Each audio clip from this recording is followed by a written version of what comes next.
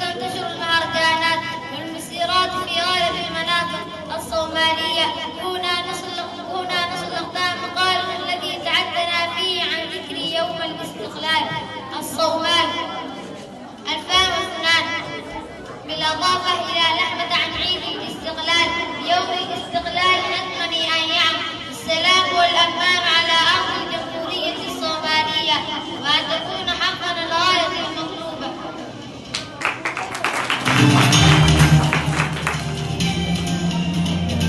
ويلي لنا حسن شيخ محمد رئيس الصومال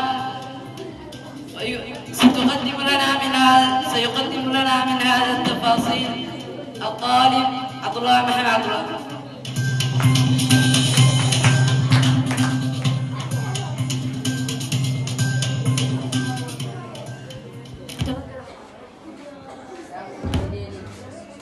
Audio input. تمكن حسن شيخ محمود من قفل من الانتخابات الرئيسية ليصبح رئيسا للصومال بعدما تفوق على منافسه الرئيس المنتهي ولايته محمد عبد الله فرماجو.